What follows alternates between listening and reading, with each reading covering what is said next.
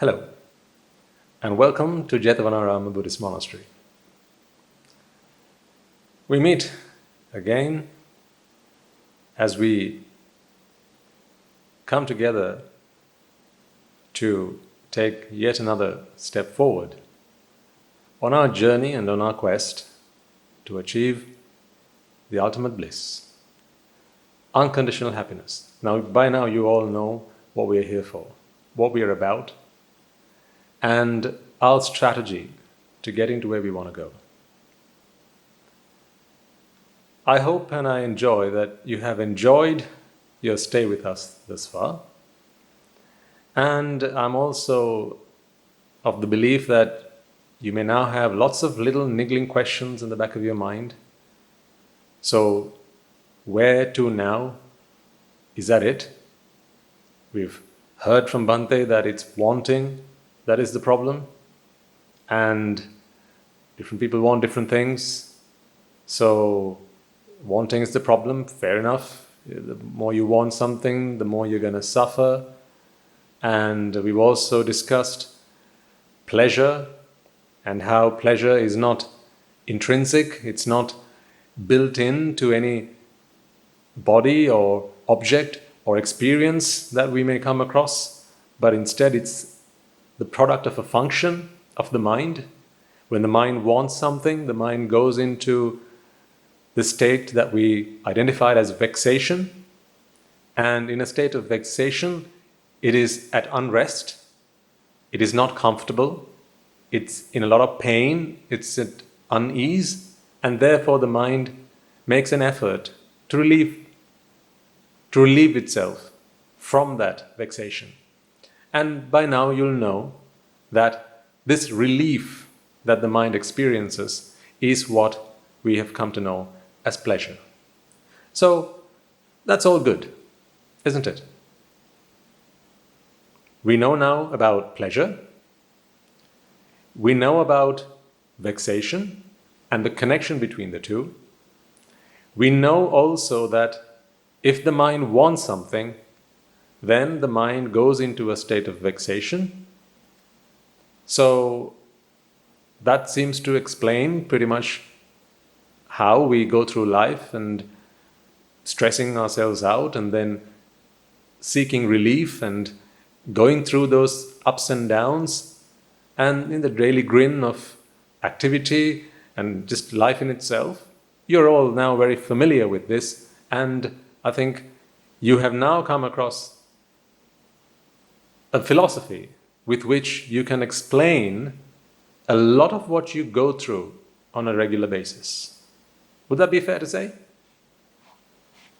Some of the things that you went through in life, but you struggle to explain, struggle to identify the reasons behind it, and to see rhyme or reason behind it, the rationale to how you respond to certain things, why some things made you happy whereas others made you unhappy, but it was the complete opposite for somebody else.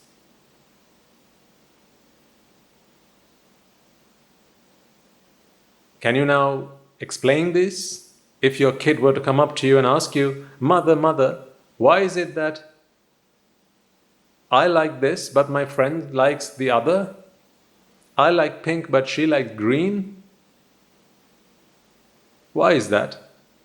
You should now be able to explain quite a lot of things that you come across in life. At the end of the day, this is the study of life. Its causes, how suffering creeps in to an otherwise peaceful and serene and happy experience. So, if you've picked up all these bits and pieces from these talks up until now, I'm sure most of you, if not all, would by now be asking the question, well, that seems to be fair enough and quite reasonable, and surely that must be the end of this series. But there's more. Others among you will be wondering, well, where to from here? We know that wanting is the problem, but is there anything that can be done about wanting? is that not a very normal thing? Isn't that just part of being human, to want things? Of course, we have by now discussed that wanting does not bring you any benefit other than suffering. We talked about how to pass an exam, your desire or your want to pass the exam has absolutely nothing to do with how much you score on your test paper. Your wanting to do something is not directly proportional to the results that you get, but instead it is directly proportional to the activity that you put in to achieve the desired result, right? So, fair enough then, wanting seems to be the problem here. It seems to be where we can direct all our blame, and it's the Pandora's box. So, what do we do now? We all want stuff, and I know it's wrong to want, but I still want stuff. How do we, isn't there a solution? How do we go forward from here? Is there an answer to this? Or am I just cursed with the want for things and I just have to live my life like this, knowing that it's wrong to want, but I still want? Help. Well, that's what we are here for. That's what we're all here for, to help each other out.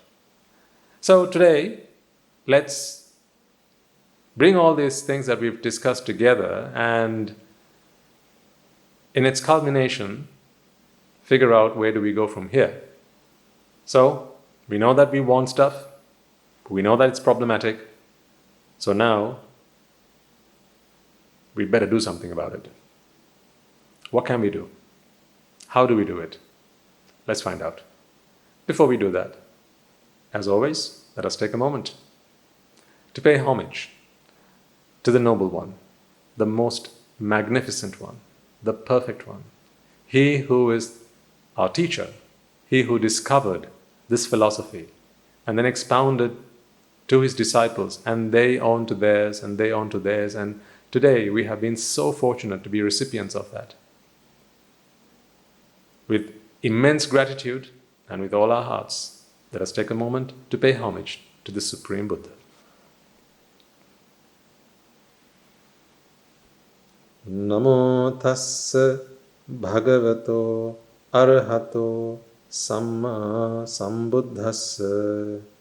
Namo tassa bhagavato arahato samma sambuddhassa. Namo tassa bhagavato arahato samma sambuddhassa. To take a step forward, let us take half a step back. It's all right, we're not going all the way back, don't worry. Just half a step. Do you recall we talked about the principle of cause and... yeah, that's the one. The principle of cause and effect.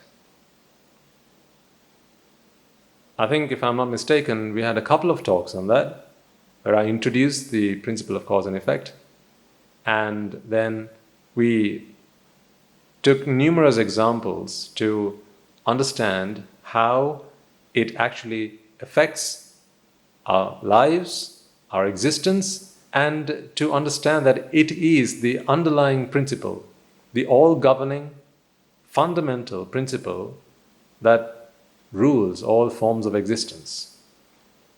The principle of cause and effect. Now, why am I talking about that?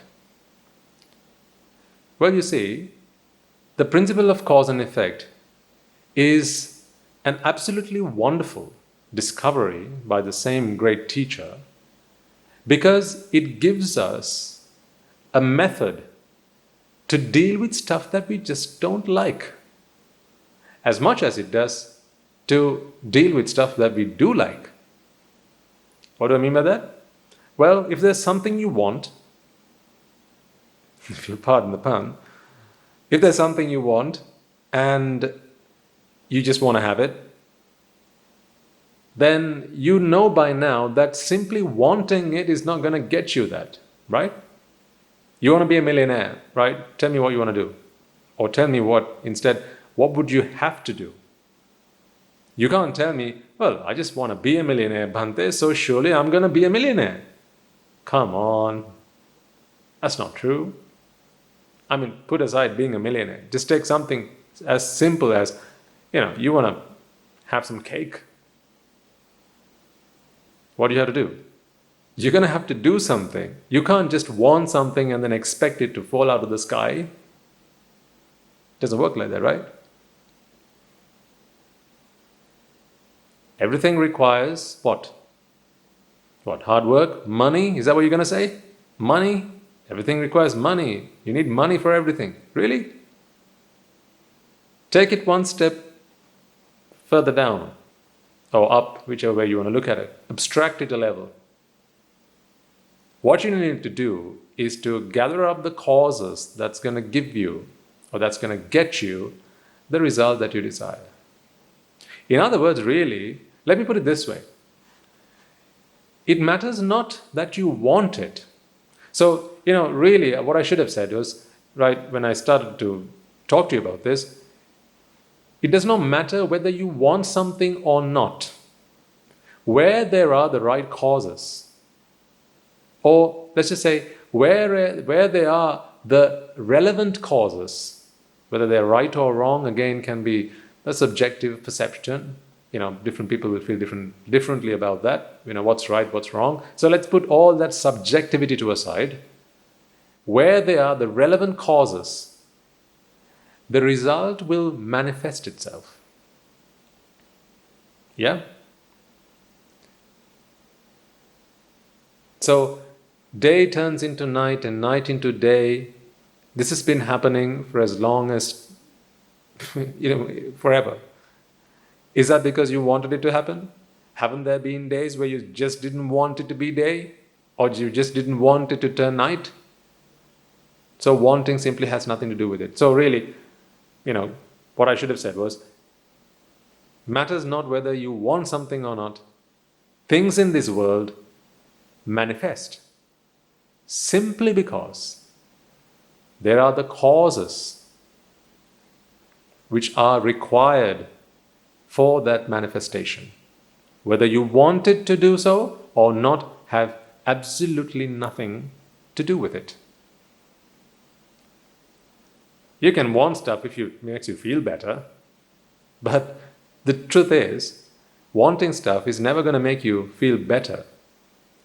We've talked about this, like, tomorrow's your birthday and there are lots of presents for you. Now you want them. But what if tomorrow never comes? So then you begin to understand this feeling of wanting is not a pleasant one. It's quite an unpleasant one. For short periods of time, people feel that it's okay and it gives you hope and it gives you something to look forward to. Right? People talk about this, right? It's always good to have something to look forward to. Really? So how about we get you to keep looking forward to it every day, forever and ever and ever? Would you like that? So you can look forward to it every day, forever. No, of course you wouldn't like that. If there's something you're looking forward to, you want that thing that you're looking forward to come to you as soon as possible. So anyway, as an aside, coming back to the point we were talking about, cause and effect is what governs everything in this universe. Now, you mustn't take this because I say so, because then it's not going to be a comprehension on your part. It will simply be, yes, Bhante, whatever you say so, Bhante. This is not a case of, yes, sir, no, sir, 3 bags full, sir. That's not what I want. You're not sheep, right? You're intelligent people. You can think for yourselves. You can understand this because it makes sense to you. Not simply because it makes sense to me. I'm not looking for devotees. I'm looking for students. Students who will take their own responsibility for analyzing, contemplating, intellectually comparing and contrasting these ideas, these thoughts, so that they can become their own teacher at some point. So I want you to become independent. Now you'll say, Bhante, did you just say you want something? All right, you got me. But that is the truth though. I want you to become independent so that you don't have to keep coming to these talks or lectures or sermons every day. You should be able to understand this, as I have done so from my teachers, really grasp the idea solidly, firmly, with conviction, so that no one, nothing can change your understanding. Not because you don't allow anyone to change it. Don't talk to me. I've just understood something. Don't talk to me just in case, I might not understand it again. No, that's just rubbish. You should be able to allow anybody to challenge you. That's not to say you'll go around arguing with people or debating with people or challenging people to challenge you. That's not the point here. That would be foolish, absolutely foolish. That's not the point here. But you should be free. You should be able to have anyone challenge you and yet be able to stand by your point, to be able to prove, to be able to regard with conviction and explain what you have understood, what you have comprehended. That is what I want for you. So, to borrow the anecdote, I'm not here to catch fish for you, but rather, go on, you can complete it. That's right. I'm not here to catch fish for you. I'm not here to catch your fish, but I'm here to help teach you. I'm here to teach you catch your own fish. So you won't have to come to these talks every day. That's the point.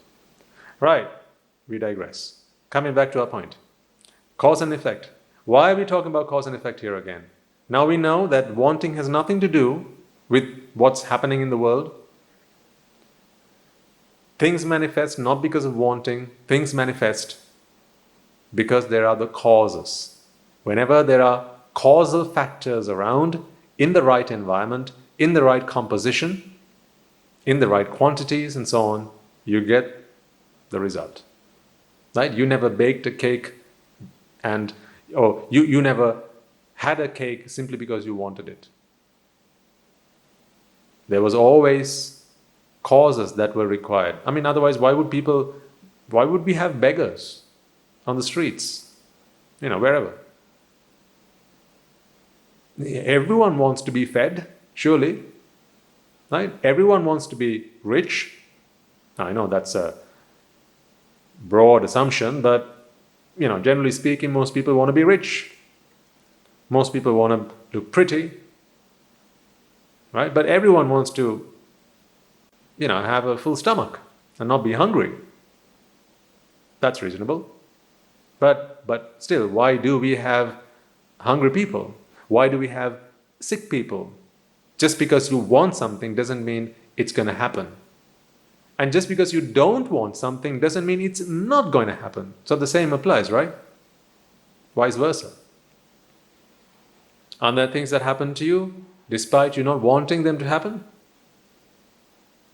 Lots of examples, right?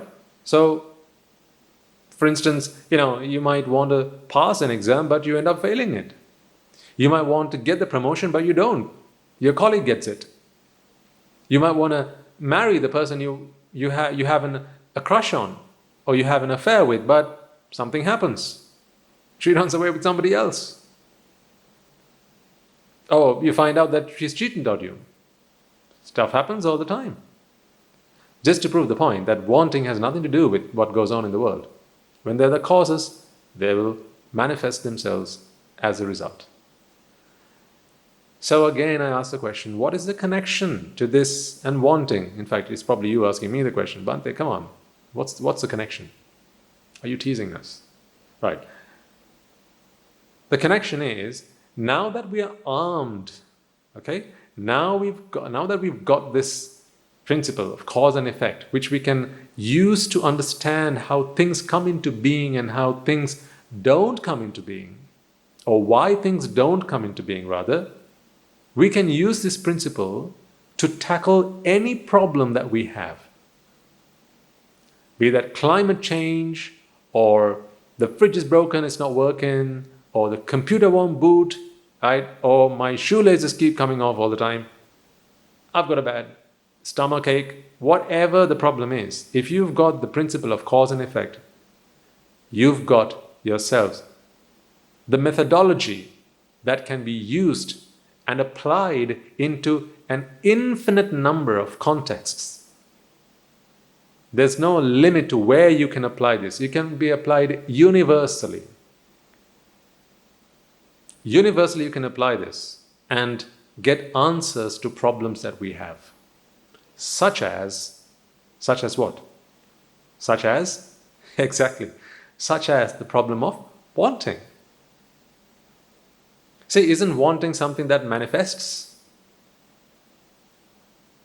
Wanting anything that is in existence has a cause or a multitude of causes which were there and which are there to continue to keep it there.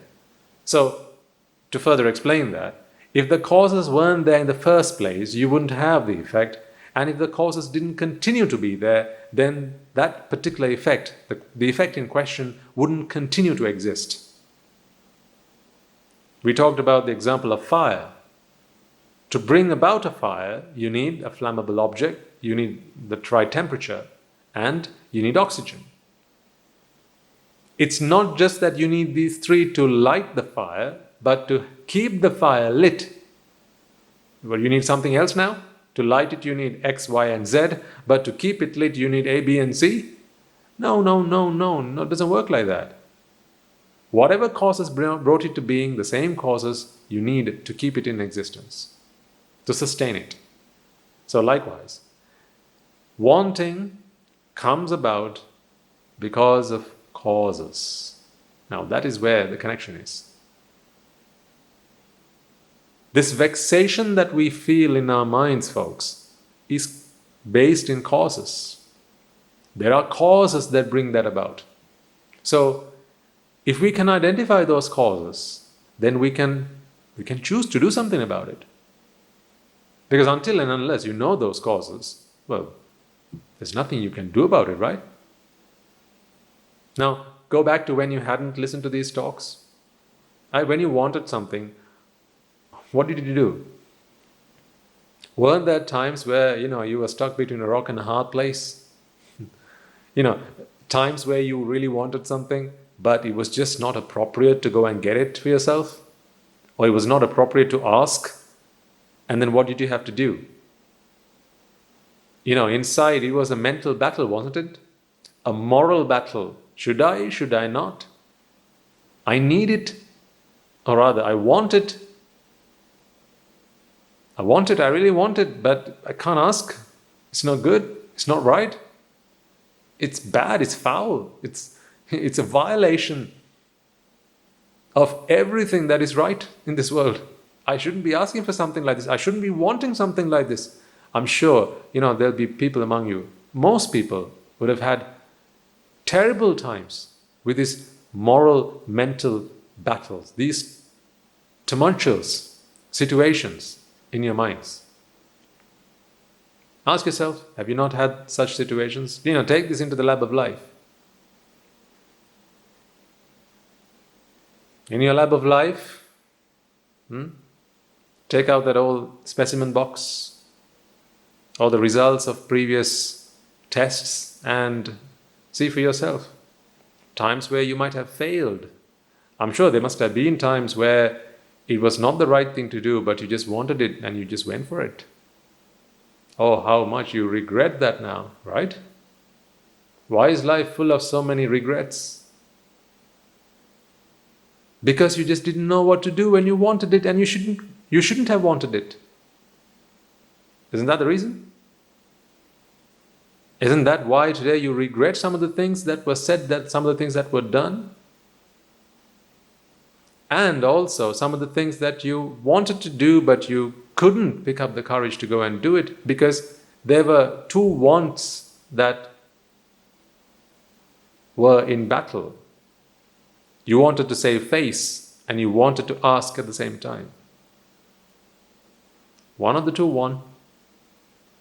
Whichever one won, it was on behalf of the other you regretted later. So, if there are lots of regrets in life, however many or few they may be, if you just go back into those situations in life, just go jog down memory lane, most of the time, virtually all the time, I can't think of why there would be one where this was not the situation, but let's just say most of the time, right? There would have been something you wanted, but you didn't know what to do about it. In other words, it was not right for you to ask for it. It was not right for you to reach for it. It was not right for you to grab it. It was not right for you to snatch it. Remember? Obviously, I don't know any of the examples or situations in which you found yourself, but, nonetheless, the point stands right. The point is true, right? All of us would have had those situations. So, we felt so vulnerable in those situations. We felt so helpless in those situations. Didn't know what to do. Didn't know where to turn to or who to go ask for help. Because even asking for help with something like that, whatever that might have been, it was just not the done thing. What would they think of you? To go and ask something like that?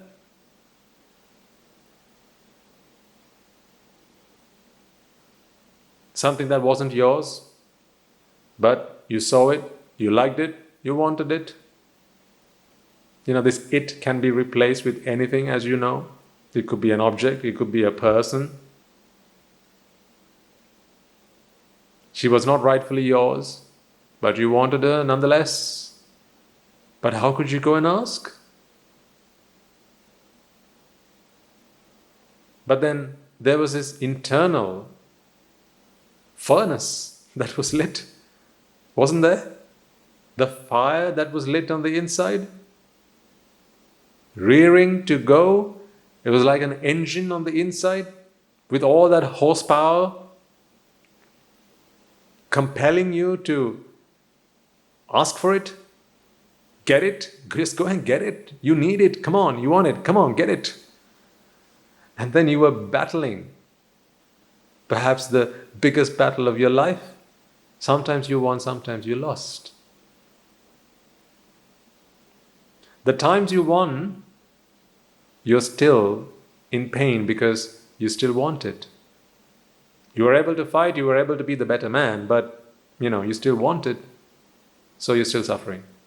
Times you lost are the times you regret today, and again you're suffering.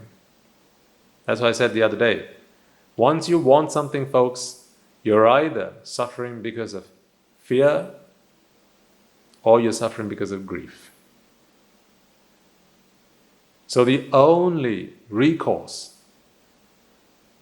to break free from this curse is to end wanting. Now, armed with the principle of cause and effect, we can finally do something about it. Because we know wanting must be based on 1, 2, 3, or any number of causes. Matters not how many there are, right?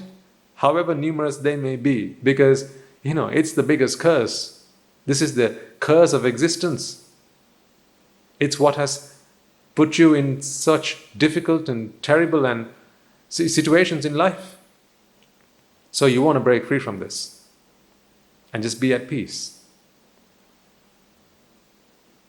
So, what do we do now? What is the cause of wanting? This is the million-dollar question. The Buddha gives us the answer to this question. He says, the cause of wanting is attachment. What is attachment? Attachment is a function of the mind. You may have heard of this phenomenon, in other words, such as craving or desire, And I think I did mention detachment once in a previous talk, but I said don't think too much about it because we're going to come back to it. And so today we are back there. Attachment. You know when you attach things together, right? So let's say two pieces of paper. You get a stapler and you attach the two of them together. Attach. If you've ever done in plumbing, you take two pipes together and you attach them together with some glue. Attach. In just the same way, the mind can attach to things. And those things can be sights, sounds, smell, taste, touch, and mental objects, ideas. Stuff in the mental realm, the things you think about, but perhaps you've never seen them. Some things such as love, for instance. People like to be loved, right? Love. What is the shape of love? What is the smell of it? Exactly. So it's a mental concept.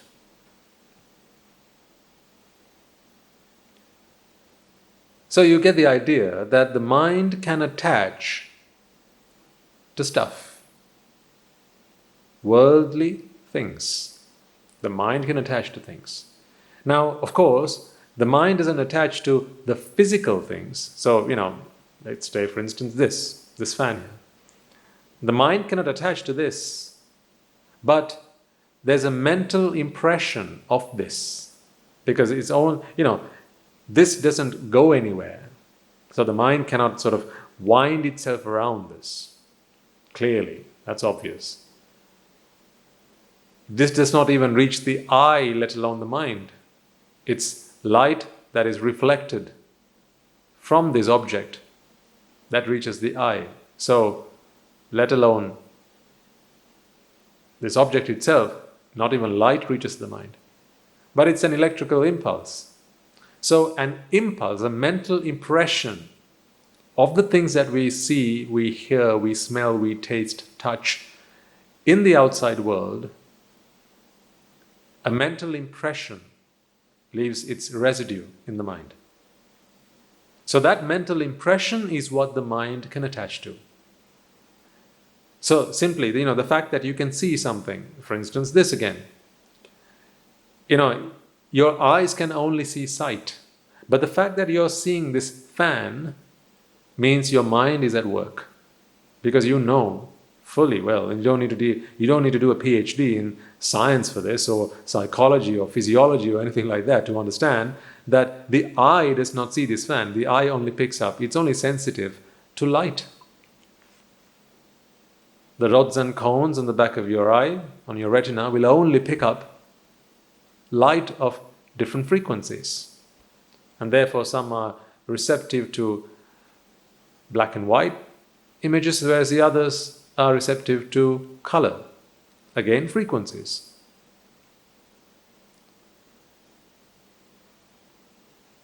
So in those terms, the eye is miles away from the mind. So then, what about the object itself? But the fact that you can see this object, and you can identify this object, you can recognize this object. You're seeing me right now on your screen, and you know that this is the same Bhante from last week. It's not changed a bit. You know this because it's not just that your eyes are at work, but your minds are at work. So the light rays, the light waves that are emitted from your screen reach your eyes and then are converted into an electrical signal, which is then conveyed to your brain, and the brain then drops a mental impression on the mind. We don't need to get too technical about this because it's not the technical detail that we need to be interested in. Understanding that is not going to help us rid the mind of wanting. The wanting will still be there. This is simply for us to make sense of what's really going on. So we just need to understand the basics. So now we know that the mind can attach itself to mental impressions of the things you see, the sounds you hear, the smells you can inhale, the tastes that your tongue can sense, and of course the physical sensations. And ultimately the mind itself has a bank of, I suppose, memories and also new ideas and thoughts.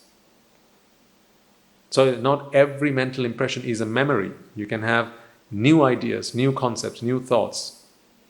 We'll talk about, perhaps one day, maybe we'll talk about how those things come into being. But, I always emphasize we mustn't make this an academic piece of work or a bit of research, because then we fail the test.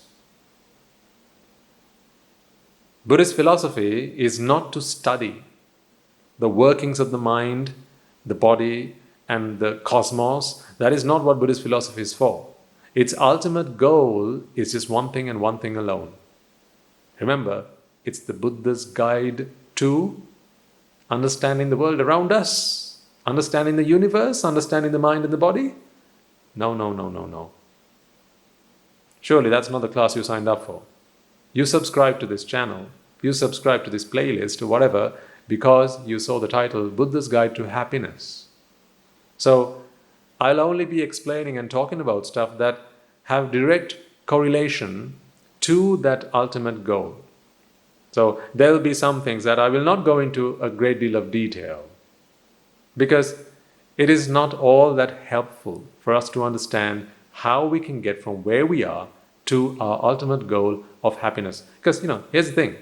All your life you have struggled to find happiness, right? You admitted this. Rhetorically, I asked you the question and you admitted this, although I couldn't hear you or I couldn't see you put your hands up. But the fact that you have remained with us so far means you've admitted it, right? You've done so many things in your life, in your 20, 30, 40, 50, 60, 70, 80, 90, maybe even going around 100 years of your existence on this planet, looking for happiness, and you failed miserably. This is why you have come on this journey. So it would be rather amiss if I were to use your valuable time, as much as mine, to explain to you the science or the mechanics or the technical detail about all of this, so you can have even more knowledge. The purpose of these talks is not to help you become more knowledgeable, but rather it's to help you become more wise, to develop your insight, so that you begin to understand what's happening to you, what's happened to you, and what might happen to you. It's on this premise that we operate. So I'm sure you will forgive me then when I sometimes will deliberately curtail our discussions, our conversations, and keep it focused on what really matters. Because this doesn't need to be yet another channel or yet another series of talks that talks about all the different weird and wonderful things that happen in the world. There's plenty of stuff out there for that. This is purely focused for those people who seek liberation, because they're tired and exhausted, having tried all their lives to find an unconditional happiness, and they failed. And now they come for refuge, just as I did with my teachers. Right, so back to the point. Wanting has causes, and that cause is attachment. Now, here's the other thing. You'll know that I said wanting has causes. So you might ask me, well, Bhante, you just said attachment. What are the other causes? Aha, I knew you might ask me that. So I had the answer prepared. It matters not what the other causes are. How so? Well, let's go back to the example of the fire. 3 basic elements are required to bring a fire into existence. Yes, I agree. How many of them do you need to take out to put out the fire? All 3? 2 of them? Or just 1? This is the beauty of the principle of cause and effect. I just love it simply for that. It has explained to me and helped me understand that if there's something that you don't want, if there's something that you want to get rid of, you don't need to work out all the different causes that have brought that into being. You just need to work out one, the simplest, the easiest one, and work on that. Because once you start working on that, it matters not how numerous the causes are. Because for something to exist, all of the causes that support its existence have to exist. So this is a universal truth. Therefore, if there's something you don't like, such as the wanting in our case, it matters not how many causes have brought it into being. You just need to identify one cause and work on that. And the Buddha so delightfully presented to us that attachment is the cause of suffering, or wanting, or vexation. So the mind can attach to things, and that is the problem. Because when the mind attaches to things, you can just, picture this in your mind. Picture your mind attaching itself in your mind, right? Stay with me. So the mind attaches itself to things. So these are mental impressions, as we've just discussed. And it attaches itself with an expectation. The expectation of achieving it, fulfilling it, acquiring it. I'm throwing various words out, so something might sink with you. I just want the penny to drop, that's it. So I just keep throwing stuff at you, something's going to work.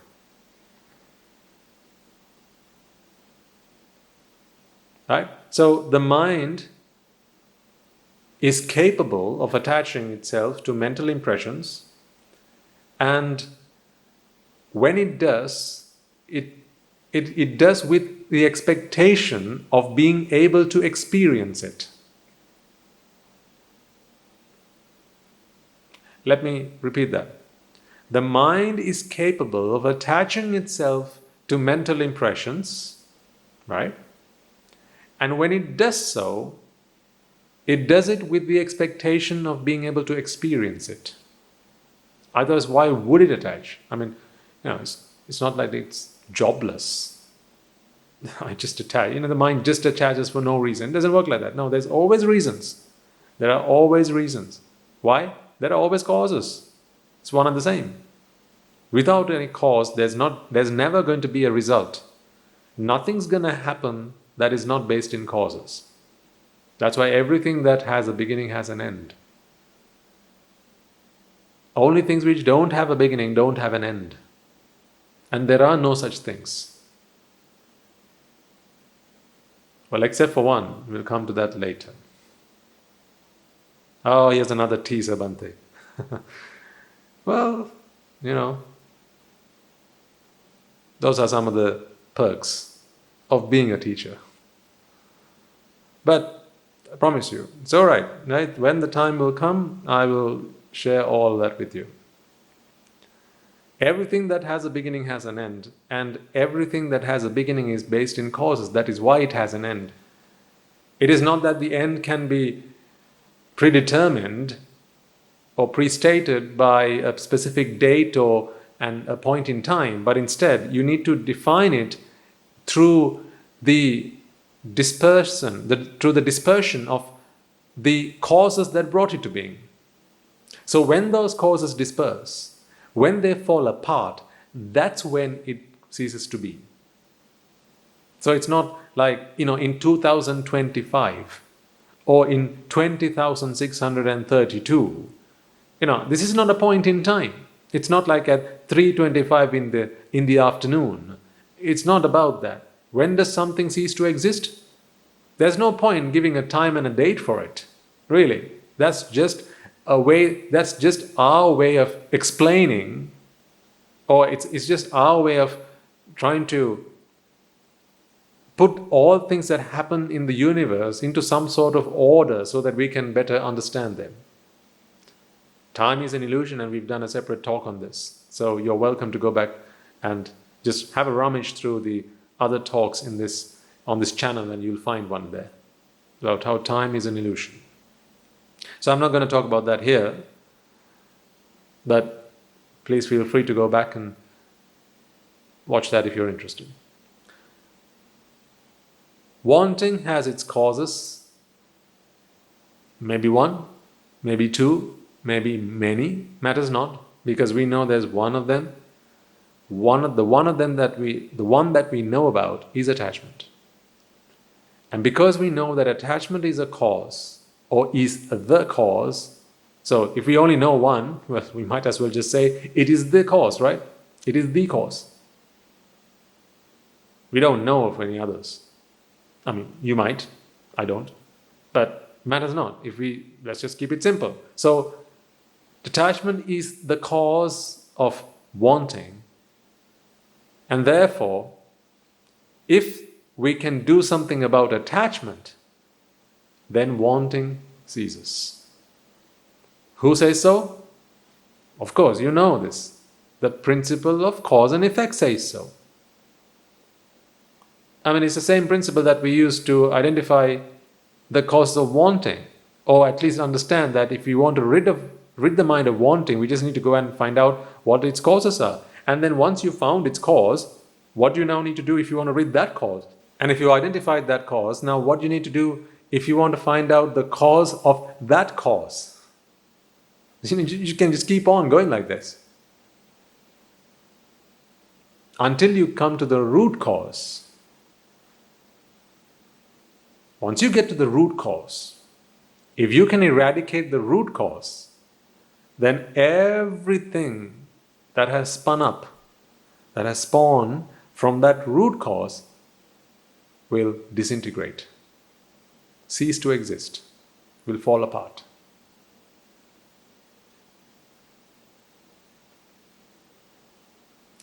Does this all make sense to you? I need to make sure that you're all on board. Hopefully not bored, but you're all on board. This might sound a bit heavy and a bit difficult to grasp, but it really isn't, folks.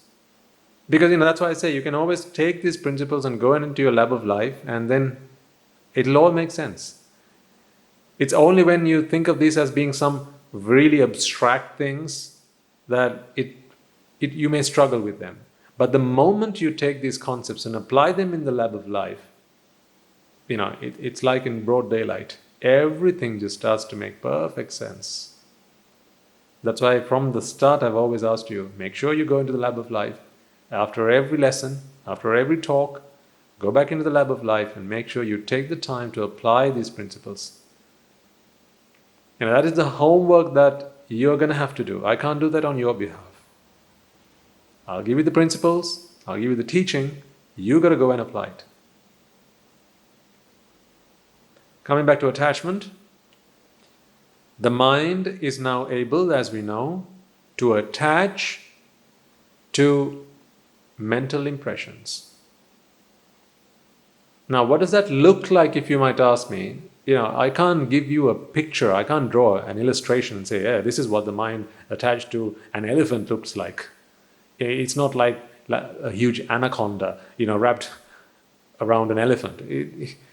If it helps, you can sort of have a mental imagery, something like the mind attached, but it's not something that is visual, because this is an entirely mental phenomenon. So how can I draw a picture of it? How can I say this is what it sounds like? This is what the mind sounds like? So because I can't draw the mind out for you, I can't give you an illustration of what the mind does. But I can explain to you that the mind is capable of doing various things. One of those things, probably the worst thing the mind can do, which it does, is attach. So when the mind attaches itself to a mental impression, it does so with the expectation of experiencing it.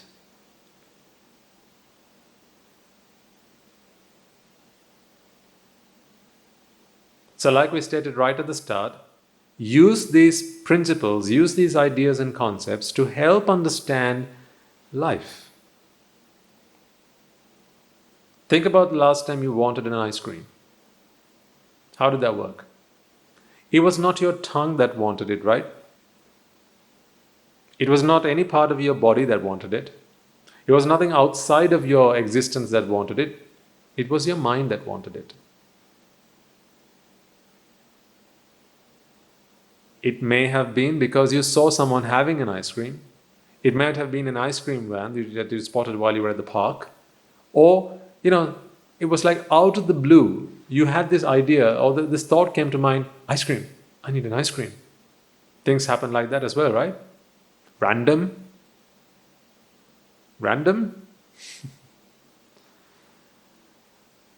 Now that doesn't make sense, does it? When we've just explained that everything in this world, everything that comes into existence is based in causes, and everything can be explained through cause and effect. Where's the place for random? How can you explain random? There's another talk on that. Again, go and have a rummage of the old talks on this channel and you'll find one there about random, how we've explained. You'll be able to listen to through diagrams and various illustrations that I've used on a whiteboard to explain to you how random works and whether there is such a thing as random. Anyhow, when you want an ice cream, what happens? The mind is attached to the mental impression of an ice cream. Now, you'll recall from last week, folks, that it's not that you're always thinking about an ice cream. Where someone had put forward a very intelligent and very useful question, very helpful question even, about why is it that when you listen to a piece of music you've never heard before, you feel like it's pleasurable, or you feel pleasure. And we talked about this last week. So we went into a lot of detail last week and talked about this. If you missed that, I suggest you go back and listen to it. But so it's not like always we're thinking about ice cream. The mental impression of an ice cream surfaces in our minds with the mind already attached to it. So it's almost like those mental impressions are suppressed and they only surface one at a time. So at times it's ice cream, other times it's a chicken biryani, other times it's going to the park, other times it's the Niagara Falls, it could be flying a jet, it could be canoeing, it could be a nice glass of wine, it could be a cold beer on a warm day, whatever.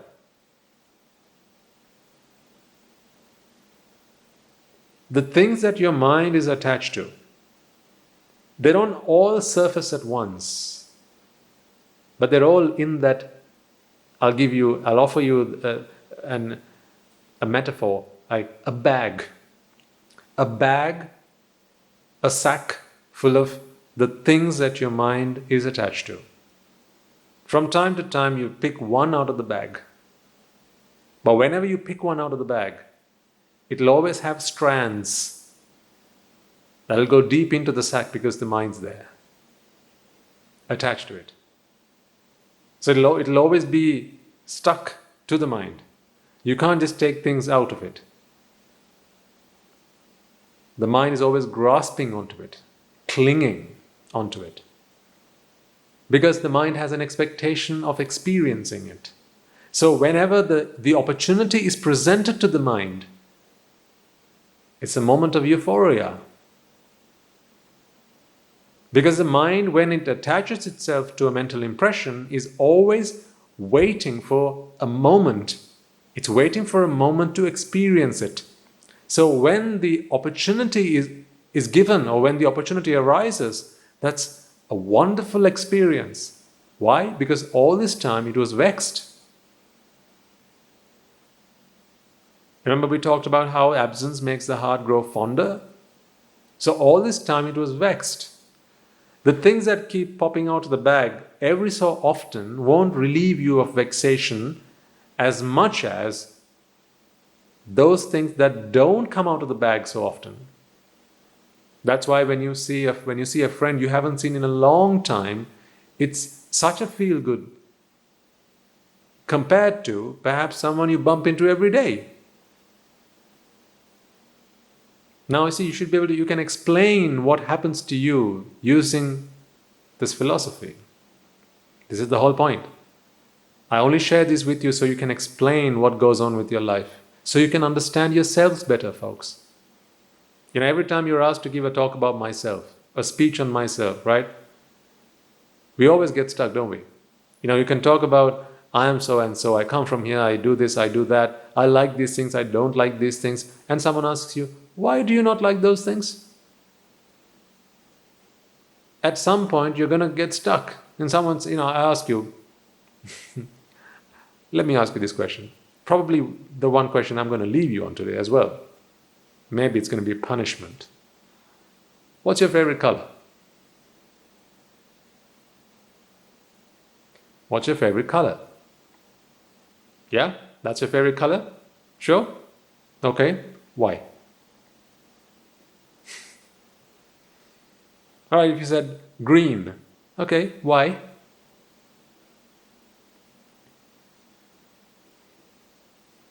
Why is green your favorite color? You'll say, well, because the trees are green. Okay, so the trees are green. The ocean is blue. So why isn't blue your favorite color? The sky is blue. The ground is brown. Why isn't brown your favorite color? Your hair's black or auburn. Why isn't that your favorite color? Just because trees are green, your favorite color is green? No, it's because trees are just such lovely things, aren't they? They give us oxygen and they take all the carbon dioxide and they give us food.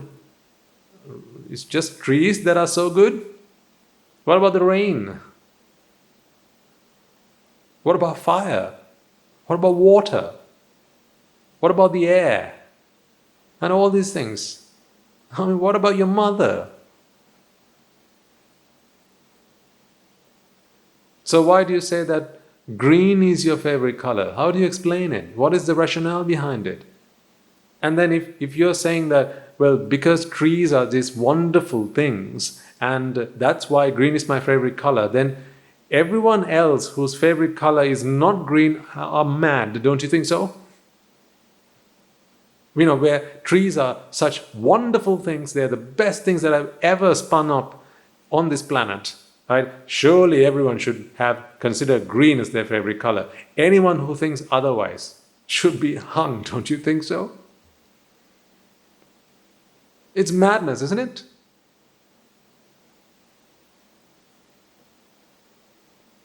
You see, here's where you get stuck. Now you'll fail to explain why green is your favorite color. What is your favorite item of food? What's your favorite food?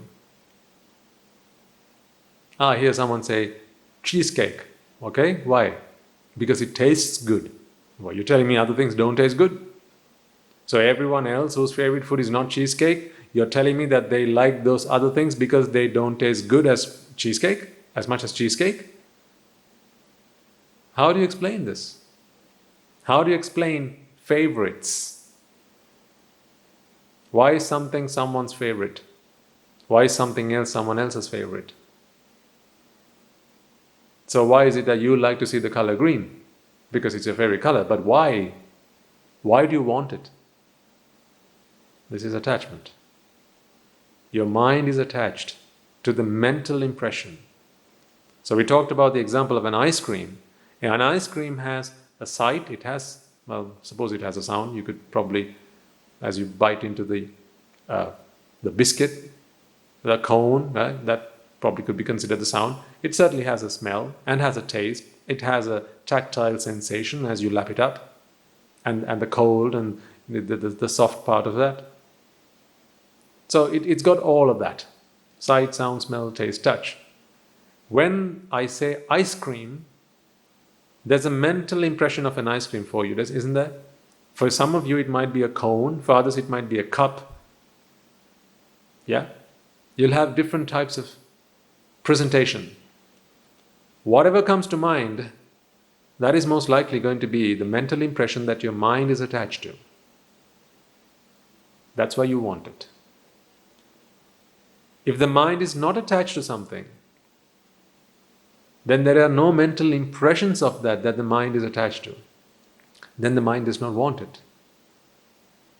It can simply come and go. It can simply pass, but without the mind falling into that trap.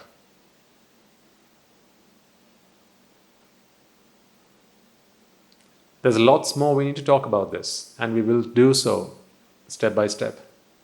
We are not rushed with any of this, right? So we'll take our time.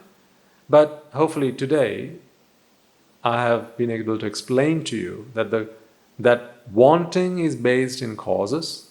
There are reasons, there are causes why wanting comes into being.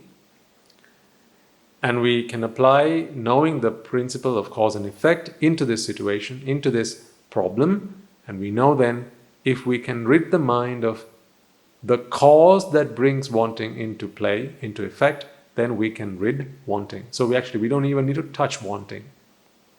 You don't even need to worry about wanting. Just find out what its cause is. Deal with that guy.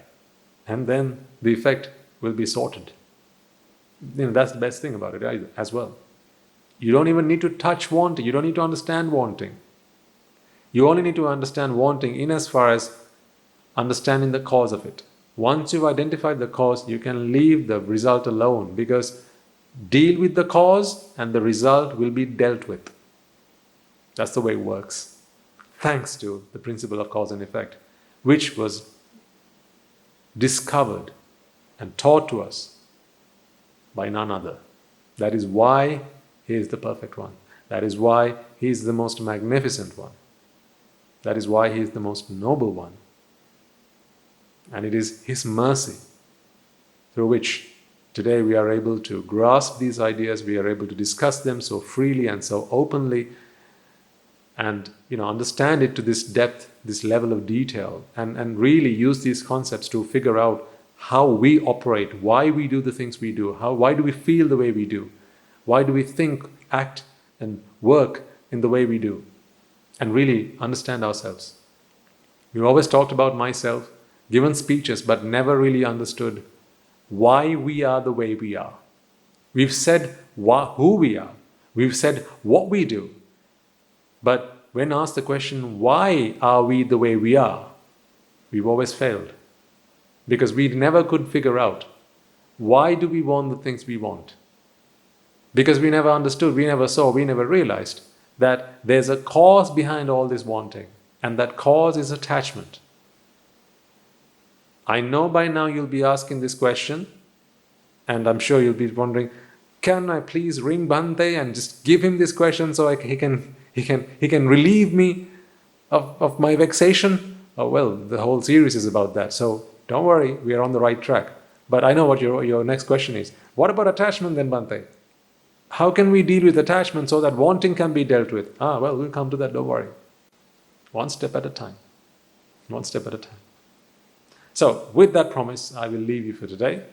Before we do so, let us take a moment to pay our gratitude and to pass on, transfer the merits that we have all acquired to each and every one, every soul who've done their part to help us be here, to understand the Dhamma, to comprehend it, to discuss it, to deliver it in this method.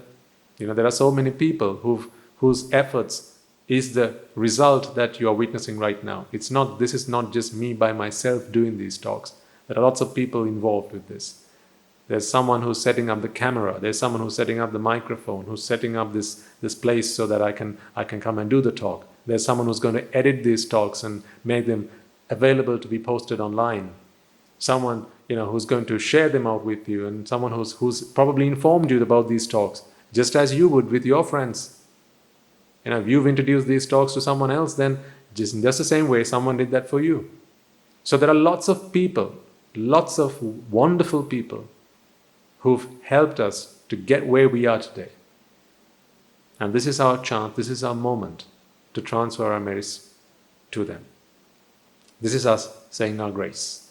Okay, let us take a moment then to transfer the merits we have all acquired by making offerings to the infinite virtues of the Noble Triple Gem, chanting Pirit, listening to the Dhamma, and engaging in various meritorious deeds today. First and foremost, let us remind ourselves how incredibly fortunate we are to be in receipt of the Lord Buddha's teaching, and with immense gratitude, let us transfer these merits to the bhikkhus and bhikkhunis Upasakas and Upasikas who since time immemorial have protected and preserved the sublime teachings of the Buddha and passed it down through the generations of the noble lineage in the form of the Tripitaka, which is thankfully available to us today to study, understand and comprehend the Dhamma. Let us also transfer the merits we have acquired to all members of the Mahasangha present throughout the world, including the chief prelates of all of the chapters, who have dedicated their lives to the noble path and have committed themselves towards the betterment of all sentient beings. Let us not forget that among them are the monks and nuns resident in your local temples and nunneries, who have always been by your side through thick and thin, come rain or shine. Let us also transfer these merits to our teachers and all other monks resident at this monastery, as well as all the Anagarikas and Anagarikas attached to the monastery. Let us also take a moment to transfer these merits and express our gratitude to those who make great efforts to disseminate the teachings of the Buddha, be that by transliterating these talks, sharing them out with others or inviting others to join them, and may through the power of these merits, if any of them have been born in the woeful plains, redeem themselves and be born in the blissful plane, may by the power of these merits they abstain from the unmeritorious deeds, fulfill the meritorious deeds, fulfill the noble eightfold path, and attain the supreme bliss of Nibbana. Sadhu, sadhu, sadhu. Let us also transfer merits we have acquired to our devotees, friends of the monastery, who for the sake of merits continue to sustain the Mahasangha. This includes everyone from those of you who have contributed to the construction of the monastery, and to those of you who continue to sustain the Mahasangha with shelter, arms, robes, and medicines, as well as those of you who have passed on their know-how and continue to extend their well-wishes. May through the power of these merits they abstain from the unmeritorious deeds, fulfill the meritorious deeds, fulfill the noble eightfold path, and attain the supreme bliss of Nibbana. Sadhu, sadhu, sadhu. Let us also take a moment to transfer merits to our mothers, fathers, husbands and wives, brothers and sisters, sons, daughters, grandparents, uncles, aunts, cousins, nephews and nieces, our elders, friends and acquaintances, employers and employees, and to all those who have helped us and supported us and assisted us in any way, shape or form. And by the power of these merits, may they be healed of any physical and mental ailments and overcome any obstacles to their spiritual progress. May they abstain from the unmeritorious deeds, fulfill the meritorious deeds, fulfill the noble eightfold path, and may they all attain the supreme bliss of Nibbana. Sadhu, sadhu, sadhu. Let us also take a moment to transfer merits to the Devas, Brahmins, spirits and demons, primarily the Sakadeva, as well as all the numerous gods and deities who are committed to protect and fulfill the Sambuddha Sasana. Let us also transfer merits to our guardian deities who keep a watchful eye over us and keep us out of harm's way. And may through the power of these merits they prosper in divine power and wisdom. May they abstain from the unmeritorious deeds, fulfill the meritorious deeds, fulfill the noble eightfold path, and may they all attain the supreme bliss of Nibbana. Sadhu, sadhu, sadhu. Let us also take a moment to transfer merits to our ancestors who have predeceased us, and to all those who have been our families, friends and acquaintances in this infinitely long journey in samsara, and those who have helped and supported us and assisted us in every way, shape or form they could. Let us also transfer merits to the members of the armed forces as well as the police force who have sacrificed their lives to protect the peace and harmony of our nations, and may all those who lost their lives in the wars, be their friend or foe, rejoice in the merits that we have acquired today. Let us also transfer merits to all those who have lost their lives in the natural calamities such as the tsunamis and earthquakes, landslides and pandemics, including the most recent and prevailing one, reminding ourselves that among them will be those who have been friends and family to us in this long journey in samsara. Let us take a moment to transfer merits to them, and may through the power of these merits, if any of them have been born in the woeful plains, redeem themselves and be born in the blissful plane. May they abstain from the unmeritorious deeds, fulfill the meritorious deeds, fulfill the noble eightfold path, and may they all attain the supreme bliss of Nibbana. Sadhu, sadhu, sadhu. And finally, let us all resolve that may through the power and blessings of all the merits we have acquired throughout the day, we be able to witness the advent of many hundreds of thousands of arahants on this blessed land, and finally may through the power of all the merits we have acquired today, you and I, and everyone who's helped make this program a success, become an arahat mahanse, an arahat mehenin mahanse, in this very life itself and in the era of the Gautama Supreme Buddha itself. Sadhu, sadhu, sadhu. And on that note, we will conclude today's talk. Looking forward to speaking to you again next week. May the blessings of the Noble Triple Gem be with you all.